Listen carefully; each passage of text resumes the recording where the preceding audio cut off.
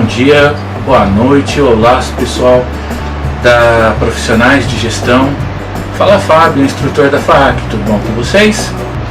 Hoje a gente vai falar de um assunto um pouquinho diferente, uma coisa que nem todo mundo está acostumado a ver na gestão ambiental. Todo mundo fala de ciclo de vida do produto e logo vem a imagem as indústrias que fabricam produtos palpáveis, produtos que nós podemos utilizar no nosso dia a dia, produtos fisicamente existentes. Mas a gente deve lembrar que a norma fala não apenas sobre produtos, mas também sobre serviços. E aí, como é que a gente calcula, ou como que a gente mede, ou como nós abordamos o ciclo de vida quando a nossa empresa é uma empresa de serviços? Vamos ver o que a norma fala? Bom, em primeiro lugar, vamos lembrar que o ciclo de vida ele contempla estágios consecutivos encadeados de um sistema de produto ou serviço, desde a aquisição da matéria-prima até a sua geração, a partir de recursos naturais até a disposição final.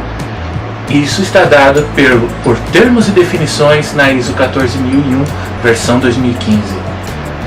Uma nota: os estágios de ciclo de vida incluem a aquisição de matéria-prima, projeto, produção, transporte, entrega, uso, tratamento, pós-uso e disposição final. E aí vem uma nota da 14.044, versão 2009, foi modificada a palavra ou serviço, foi adicionada a definição. Vejam, nos dias de hoje é cada vez mais comum a terceirização de serviços pelas diversas empresas. Então o serviço tomou uma conotação muito importante na área de gestão ambiental, gestão da qualidade. E aqui no Brasil a gente ainda não tem direito a essa dimensão, não temos direito a essa percepção da área de serviços, principalmente para os pequenos e médios empresários. Daí a nossa iniciativa de promover esse vídeo hoje.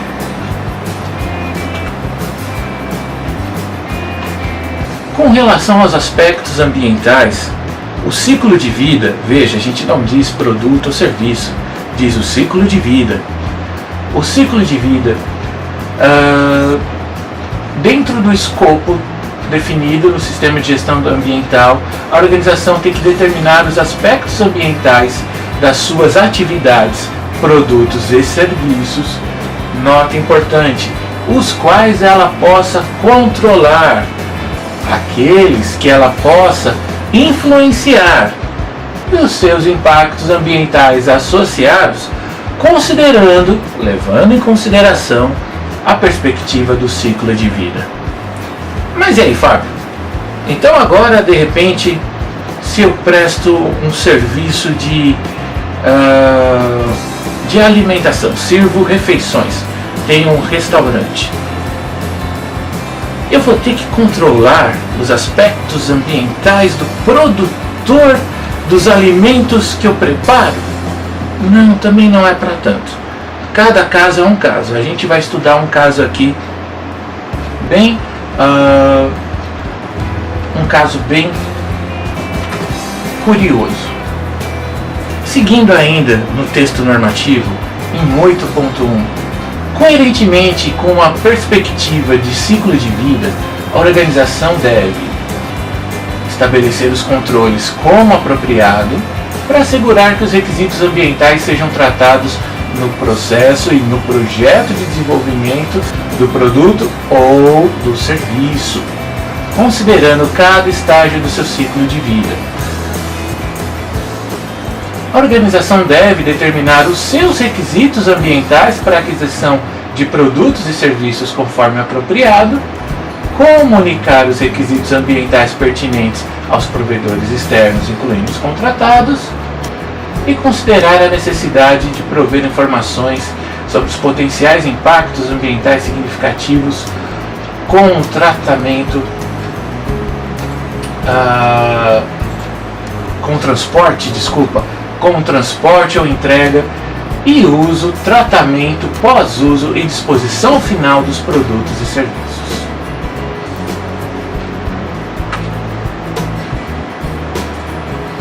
Bom, como todos sabem, a ISO 14001 ela possui um anexo onde ela dá algumas dicas, dá alguns esclarecimentos.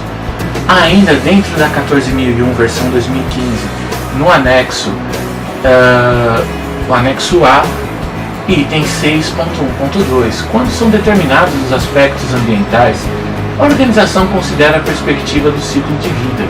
Isso não requer uma avaliação detalhada do ciclo de vida. Isso é importante, gente. Não adianta tentarmos invadir a área de especialidade de outros campos, de outras organizações. Não adianta tentarmos cobrar dos nossos provedores que eles façam uma análise do ciclo de vida de seus produtos e serviços e provejam para nós essa análise. Na verdade, não. O que importa é nós temos que ter um pensamento cuidadoso sobre os estágios do ciclo de vida em que nós podemos controlar ou pelo menos influenciar. Este é o verdadeiro significado da abordagem do ciclo de vida pela organização, que está pleiteando aí a sua certificação na ISO 14001-2015. Os estágios típicos do ciclo de vida de um produto ou serviço incluem aquisição de matéria-prima, projeto, produção, transporte, entrega, uso, tratamento, pós-uso e disposição final. Os estágios do ciclo de vida que são aplicáveis vão variar dependendo da atividade do produto ou do serviço, ok? Então também tem um negócio, gente, tem um pessoalzinho na internet vendendo documentos prontos. Olha, por R$20 eu te mando uma planilha de aspectos e impactos ambientais. Olha que bacana. Não, olha, por R$50, eu já vi casos em que um dito profissional dizia assim, anunciava assim: olha, por R$120 eu lhe forneço toda a documentação do sistema de gestão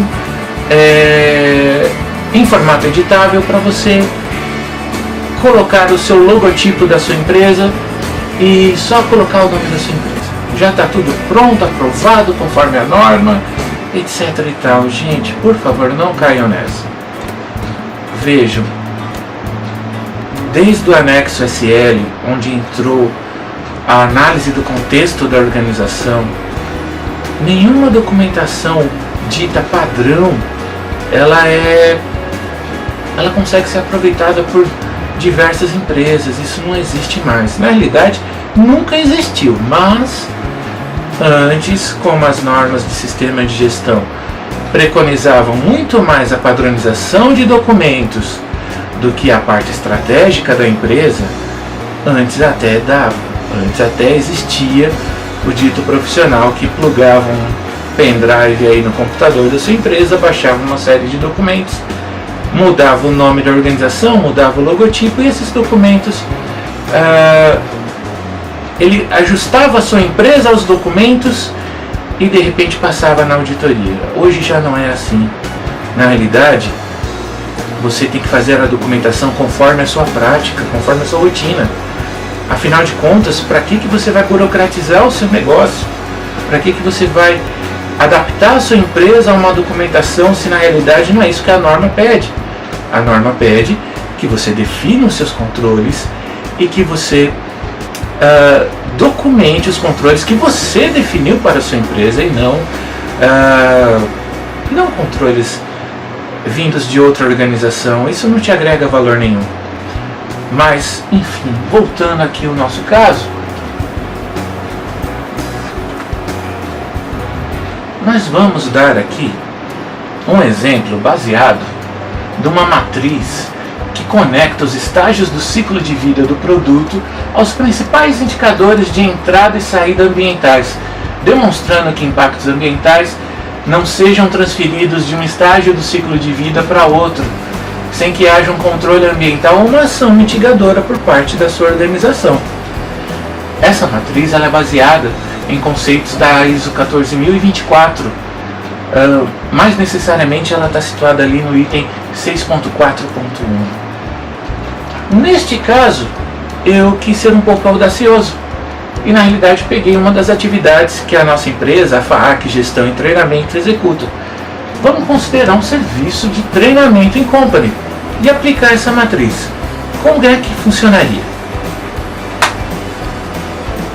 Então nós temos aqui a matriz, nós vemos lá acima os indicadores de entrada e saída ambientais, contendo energia, recursos, emissões para água, para ar, para solo e outros.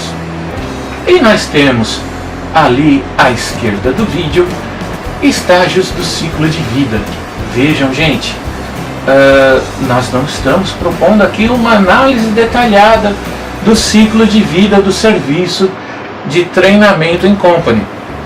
Nós estamos sendo criteriosos, estamos abordando aquilo que nos cabe abordar e principalmente estamos abordando aquilo em que podemos influenciar. Então vamos lá. Na extração de recursos, bom, quando consumimos energia nos escritórios, extraímos recursos da natureza. Isso na parte de energia. Na parte de recursos, um mínimo de água é necessário para permanência e para execução das atividades do pessoal na área administrativa. Então também há uma extração de recursos onde nós podemos influenciar de certa forma. Vejam, logo mais nós vamos apresentar alguns exemplos mais ilustrativos, tudo bem? Por enquanto estamos dando um painel geral sobre a proposta da tabela que apresentamos. Na área de produção, agora mais propriamente dito, utilizamos energia para os computadores na elaboração de conteúdo dos treinamentos. Além disso, utilizamos novamente água, o mínimo para a permanência do pessoal administrativo, utilizamos de recurso também papel para impressão de apostilas, por exemplo. E na parte de energia e recursos, é isso que tomamos do meio ambiente para nós. E o que nós devolvemos para o meio ambiente? Qual é a nossa emissão? Em água nós temos o efluente doméstico comum. E no solo, resíduo de papel impresso e resíduo de eletrônicos, os computadores que utilizamos, e não apenas isso, mas comumente também os toners e cartuchos que são utilizados nos serviços de escritório. Bem, aqui se fala de produção de conteúdo. É aqui que nós estamos focando uma grande parte de consumo de energia e recursos e de emissões ao meio ambiente. Na distribuição, o nosso treinamento no In-Company, então a gente vai pensar um pouquinho sobre a questão do transporte. Como nós nos transportamos para o ambiente do cliente para executar esse treinamento. Temos lá então, na área de recursos, o consumo de combustível do veículo, e na área de emissões, naturalmente, as emissões atmosféricas vindas do equipamento do próprio veículo. Em uso, agora nós estamos falando do uso do nosso treinamento. Então já não somos apenas nós e nossa equipe no escritório. Agora falamos também dos nossos estudantes, dos nossos treinandos. No consumo de energia, existe a energia das salas de treinamento que estamos utilizando. Seja uma na planta do cliente, seja uma sala alugada pelo cliente para o treinamento.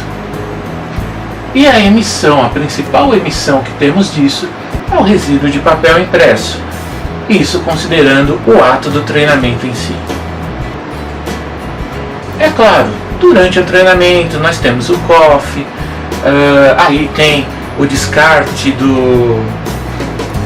de guardanapo, descarte de embalagens, do coffee break, etc e tal. De repente tem descarte de copinho plástico que o pessoal usa para tomar água durante o treinamento. Mas neste exemplo nós não consideramos relevante. Nós consideramos que em termos de volume, de frequência gerada e de impacto, a energia e o resíduo de papel impresso são mais significativos. Temos então a questão do descarte final. Então, dentro do nosso serviço de prestação de treinamento em company, gente, nós temos a energia envolvida no processo de reciclagem de papel. Lembra que tanto na produção como no uso nós temos resíduos de papel? O processo de reciclagem de papel envolve energia. Nós temos os combustíveis dos veículos de coleta seletiva e a água, que também é envolvida no processo de reciclagem do papel. Vejam, mesmo que nós tenhamos a reciclagem dos nossos resíduos, a própria reciclagem consome recursos e com certeza também emite efluentes, faz emissões. Tem o efluente do processo da reciclagem de papel, tem as emissões atmosféricas dos veículos de coleta seletiva e tem as emissões atmosféricas do próprio processo de reciclagem de papel. Essa é a parte de emissões. E não esqueçamos, todo mundo lembra sempre da parte positiva da reciclagem. É claro, é muito importante, mas gente, o processo de reciclagem também gera resíduo. Então, existem os rejeitos do processo de reciclagem do papel, que é o principal resíduo que nós geramos aí. Ok? Tranquilo, Fábio. Vimos essa tabela, mas ainda não entendi direito como está funcionando. Não entendi como eu aplicaria isso num escritório de serviços. Seja uma escola de treinamentos, seja um escritório de engenharia, seja uma assessoria técnica. Como é que eu vou aplicar um negócio desses? Então agora nós vamos à segunda parte. Não adianta apenas nós levarmos em consideração as perspectivas do ciclo de vida envolvido nos estágios do nosso serviço.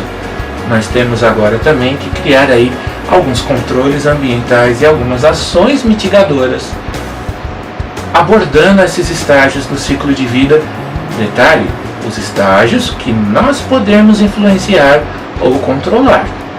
Não adianta tentarmos interferir nos nossos provedores externos. Então vamos lá. Na extração de recursos. Bom, a energia exige recursos hidrelétricos, por exemplo, no Brasil são os maiores. Existem usinas termoelétricas, existe a energia eólica e alguma coisa de energia solar, mas a grande maioria ainda é hidrelétrica. De que maneira nós podemos administrar ou influenciar esse aspecto ambiental? Simples, gente, vamos controlar o nosso consumo de energia. Controlando o consumo de energia do nosso escritório, nós fazemos a nossa parte, influenciando de forma positiva o aspecto do consumo de energia hidrelétrica. Ainda na extração de recursos, nós vamos ter lá a água potável. De que maneira podemos influenciar isso? Da mesma forma, vamos monitorar, vamos controlar o consumo de água do nosso escritório, da nossa empresa. Dessa forma, nós, empresa, contribuímos de forma positiva no aspecto ambiental que vem de lá de fora. Aqui no estado de São Paulo, por exemplo, vem de lá da Sabesp. Durante a produção, então temos a energia aí que é consumida, né, durante a produção, elaboração de conteúdo. De que forma nós podemos monitorar isso? Vamos fazer um controle ambiental monitorando o nosso consumo de energia no escritório administrativo. Estamos falando aqui de uma empresa de treinamentos que realiza treinamentos em company. Poderia ser um serviço de engenharia, poderia ser um serviço de assessoria técnica, poderia ser um serviço administrativo, ok? Ainda na produção, lembra que eu falei que existe um mínimo de consumo de água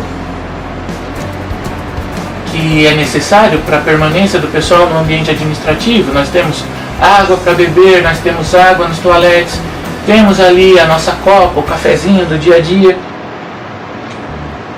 De que maneira nós podemos colaborar com esse aspecto ambiental? Vamos monitorar o nosso consumo de água. Vamos verificar, estabelecer metas e dizer que não passaremos além de um limite aceitável para as atividades normais do nosso dia a dia. É claro, gente, que essas metas não precisam ser fixas. No caso de água, por exemplo, e até de energia, é natural que no verão o consumo aumente um pouco devido ao calor. Mas nós temos que cuidar que esse aumento não seja demasiado, não seja exagerado. Ainda lá na produção, quando fazemos as apostilas para o nosso treinamento, nós temos a energia que a impressora consome, tinta que a impressora consome, temos papel gerado para as apostilas. E de que maneira nós vamos trabalhar isso? Primeiro, gente, todo mundo foca na reciclagem. Na realidade, a reciclagem é o último dos passos. Nós temos que primeiro reduzir o consumo, depois reutilizar, e só então, o que sobrar dos dois primeiros passos, nós vamos reciclar. Na realidade, os 3 R's, já, apesar de ser o mais tradicional, já há algum tempo se tornou a filosofia 4 R's. Nós primeiro repensamos, reduzimos, reutilizamos e só então reciclamos. Nós vamos ver mais ao finalzinho que o processo de reciclagem precisa de energia, consome recursos e emite efluentes, faz emissões atmosféricas e gera resíduos também. A reciclagem é ótima, mas não é perfeita, não é 100%. Vamos fazer a coleta seletiva no nosso ambiente administrativo. Isso também vai ajudar com a mitigação, uma ação mitigadora. Nós vamos reduzir o nosso impacto dessa forma. Com relação à emissão de água, então toda empresa gera o efluente doméstico, não tem como. Eu também sou auditor. Eu já tive casos em que a pessoa dizia: mas olha, eu não preciso fazer tal laudo técnico para a CETESB, porque na indústria eu não utilizo água no processo. Sim, meu amigo, mas você utiliza água, o mínimo que seja para a permanência das pessoas, mas você utiliza água. Então é necessário sim considerar o efluente, se você está pleiteando aí uma certificação do sistema de gestão ambiental. Dentro da nossa avaliação do ciclo de vida para o serviço de treinamento em company, o que nós podemos fazer? Nós podemos promover ações de conscientização para a economia de água. E as emissões ao solo? Todo escritório produz lixo eletrônico, seja ele o simples computador ou, mais comumente, os cartuchos e toners para impressão. A gente não está falando de treinamento? Treinamento envolve bastante a questão de apostilas impressas. Nós na FAAC costumamos utilizar muito o formato de apostilas eletrônicas. Então nós disponibilizamos ao pessoal as apostilas em formato eletrônico para que as pessoas, para que os treinandos se sintam à vontade em decidir se eles querem estudar por meio de uma apostila impressa, aí cabe a ele imprimir, ou se eles querem trabalhar com a apostila dentro do seu próprio notebook ou tablet. Para muitas empresas, muitos clientes têm aderido a este formato. Trabalhamos também ainda com apostilas impressas. É o formato mais tradicional, muitos clientes ainda pedem para nós. Nós imprimimos, fazemos um trabalho de qualidade, entregamos um material didático de qualidade, mas nos preocupamos em escolher papel de origem reciclada, nos preocupamos em escolher pastas, canetas, que também provém de materiais recicláveis. Enfim, nós procuramos fazer o nosso trabalho também, fazer a nossa parte para mitigar aí, para reduzir os aspectos e os impactos ambientais. E aqui, falando mais propriamente do cartucho, nós temos não só a parte de eletrônicos, que nós podemos encaminhar para a reciclagem, onde os metais pesados são separados e destinados apropriadamente, e outros componentes podem ser reutilizados e reaproveitados, como podemos também é o caso aqui da FAAC, nós adquirimos cartuchos e toners remanufaturados e, quando não, optamos pelo serviço de recarga de toners e cartuchos. Deixamos para comprar os originais apenas em último caso. É uma medida que ajuda economicamente, mas que principalmente contribui com a redução dos aspectos e impactos. Com os papéis, fazemos as campanhas para usar frente e verso, iniciamos também a questão da coleta seletiva. Na distribuição, gente, bom, a FAAC não possui frota própria, mas as empresas que possuem, fica a dica. Para quem tem a frota própria, façam as revisões periódicas que são aconselhadas pelos fabricantes. E para quem não, utilize o serviço de transporte por aplicativo.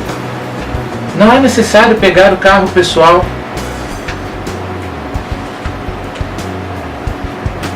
Dentro do uso, temos lá na sala de treinamento, desde as campanhas de conscientização com relação à utilização do papel, como também com relação à utilização consciente de energia. No descarte final, é como eu disse, um serviço um serviço de reciclagem. O processo de reciclagem ele consome recursos como energia, consome água, ele gera também emissões de efluentes. Os próprios caminhões de coleta seletiva consomem combustível fóssil ou ainda combustível vegetal. Eles emitem, mesmo que baixo, fazem emissões atmosféricas do escapamento, e o próprio processo de reciclagem gera resíduos. Poucos, mas gera. Bom, eu espero aí poder ter passado para vocês algumas dicas bacanas para a sua empresa, para o ramo administrativo. A gente ouve muito falar do ciclo de vida para produto palpável, mas pouco para serviço. Nós da FAAC nos orgulhamos de atender os clientes nos seus diversos segmentos.